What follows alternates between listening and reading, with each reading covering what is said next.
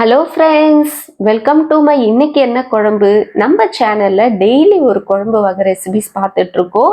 அந்த வகையில் இன்னைக்கு நம்ம பார்க்க போகிறது ஒரு சூப்பரான குருமா ரெசிபி தான் ஃப்ரெண்ட்ஸ். ரொம்ப ரொம்ப மணக்க நல்ல கறி குருமா மாதிரி இதை எப்படி செய்கிறதுன்னு பார்க்கலாம். இது மட்டும் இல்லாமல் நம்மளுடைய மற்ற எல்லா சேனலுடைய வீடியோ லிங்க்கும் நான் கீழே டிஸ்கிரிப்ஷனில் கொடுத்துருக்கேன். மறக்காமல் செக் பண்ணி பாருங்கள். வாங்க இப்போ வீடியோக்குள்ளே போகலாம். இதுக்கு ஃபர்ஸ்ட் ஒரு குக்கர் எடுத்துக்கலாம். அதில் ஒரு 2 டேபிள் ஸ்பூன் அளவுக்கு எண்ணெய் ஆட் பண்ணிக்கோங்க. அது கூடவே ஒரு அரை டீஸ்பூன் அளவுக்கு சோம்பும் 4 டீஸ்பூன் அளவுக்கு முழு தனியா ஆட் பண்ணிக்கோங்க. 1 டீஸ்பூன் அளவுக்கு மிளகு ஆட் பண்ணிக்கலாம். அது கூடவே பட்டை, கிராம்பு, ஏலக்காய் எல்லாமே கொஞ்சம் கொஞ்சம் ஆட் பண்ணிக்கலாம். இது கூடவே ஒரு 4 காஞ்ச மிளகாவை ஆட் பண்ணிக்கிட்டு ஒரு வெங்காயத்தை ஒன்றும் பாதமாக கட் பண்ணி ஆட் பண்ணிக்கோங்க. இது கூடவே இஞ்சி ஒரு அரை இன்ச்சு அளவுக்கு ஆட் பண்ணிட்டு இதை நல்லா வதக்கிக்கலாம். இது ஒரு 2-3 நிமிஷத்துக்கு நல்லா வதக்கிக்கலாம். இது வதக்கி முடிச்ச பிறகு ஒரு மிக்சி ஜாருக்கு மாத்திடலாம்.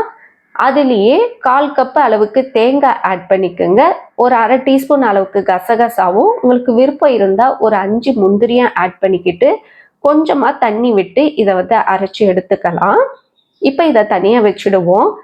இது ரொம்பவும் ஈஸியாக செய்கிற ஒரு குருமா ரெசிபி. அதுக்கு நம்ம அதே குக்கரில் ஒரு 2 டீஸ்பூன் அளவுக்கு எண்ணெய் ஆட் பண்ணிக்கோங்க.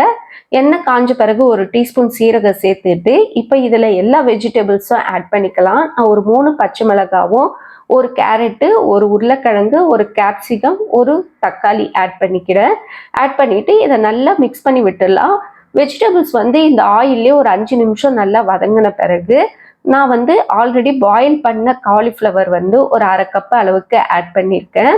நீங்கள் அப்படியே சேர்க்கறதுனாலும் சேர்க்கலாம். நான் கொஞ்சம் சுடு தண்ணியில் காலிஃப்ளவரை ஒரு 2 நிமிஷம் ஊற வச்சுட்டு அதுக்கப்புறமா அதை தண்ணியெல்லாம் வடிச்சுட்டு ஆட் பண்ணியிருக்கேன். புளி எதனா இருந்தால் கூட சேர்த்துரும், அதுக்காக தான். இது கூடவே ஒரு 1/4 கப் அளவுக்கு பட்டாணியும் சேர்த்து நல்லா மிக்ஸ் பண்ணி விட்டுடலாம். இது நல்லா எண்ணெயிலே கொஞ்சம் வதங்கின பிறகு நம்ம ஆல்ரெடி அரைச்சி வச்ச பேஸ்ட்டையும் சேர்த்துக்கலாம்.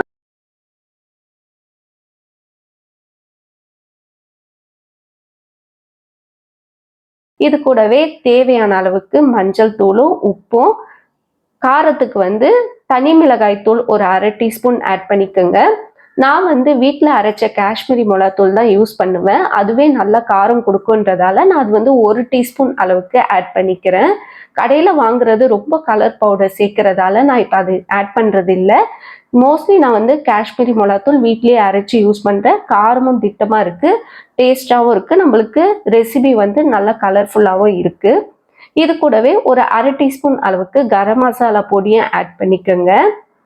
இப்போ இதை எல்லாத்தையும் நல்லா மிக்ஸ் பண்ணி விட்டுட்டு தேவையான அளவுக்கு தண்ணி சேர்த்து மிக்ஸ் பண்ணி விட்டுட்டு ஒரு 2 விசில் போட்டு கேஸை ஆஃப் பண்ணிடலாம். இது 2 விசில் வந்த பிறகு இதை ஆஃப் பண்ணிடலாம். நல்லா ப்ரெஷர் அடங்கின பிறகு ஓப்பன் பண்ணிட்டு இதை ஒரு 5 நிமிஷத்துக்கு பாயில் பண்ணலாம். கொஞ்சமாக கொத்தமல்லியும் சேர்த்துக்கிட்டு நல்லா பாயில் பண்ணுங்க. ஒரு 2-3 நிமிஷம் இது நல்லா பாயில் ஆன பிறகு சுட சுட சாதத்தில், அதுக்கப்புறமா சப்பாத்தி, தோசை, இட்லி கூடலாம் சாப்பிட ரொம்ப அருமையாக இருக்கும். கண்டிப்பாக ட்ரை பண்ணி பாருங்கள். ரொம்ப ரொம்ப சிம்பிளான ஒரு குருமா. ஜஸ்ட் ஒரு 10 to 15 மினிட்ஸில் நீங்கள் இதை ரெடி பண்ணிடலாம். இந்த வீடியோ உங்களுக்கு பிடிச்சிருந்ததுன்னா மறக்காமல் லைக் பண்ணுங்கள், ஷேர் பண்ணுங்கள், சப்ஸ்கிரைப் பண்ணுங்கள் ஃப்ரெண்ட்ஸ். இன்னொரு வீடியோவில் உங்களை சந்திக்கிறேன். பாய் பாய் ஃப்ரெண்ட்ஸ்.